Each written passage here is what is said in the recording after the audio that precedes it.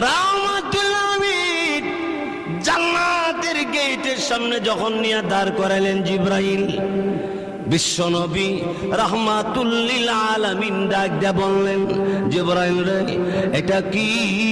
আল্লাহর পক্ষ থেকে আল্লাহ ডাক দিয়ে বললেন, জিবরাইল রে আমার নবীকে দেখায়া দাও জান্নাতকে, এটা জান্নাত। রাসূল ডাক দেখো এটাই জান্নাত? বলে হ্যাঁ। নবীজি জান্নাতের দিকে তাকাইলেন। জিবরাইল বলেন, হুজুর আল্লাহ বলছে আপনারা জান্নাত দেখাই দিতাম। রাসূল কয়েক কদম সামনে গেলেন, এমনি রাসূল দাঁড়ায় গেছে। জিবরাইল বলেন, আল্লাহ নবী কেন দাঁড়াইলেন? দাঁড়াইছি, আল্লাহ কইছে আমার আগে কেউ জান্নাতে যাইবে না, আমার আগে কাউকে জান্নাতে দেওয়া হবে না। আমি নবী শুনতে পাইতেছি জান্নাতের ভিতর কে যেন হাঁটতেছে। সুবহানাল্লাহ।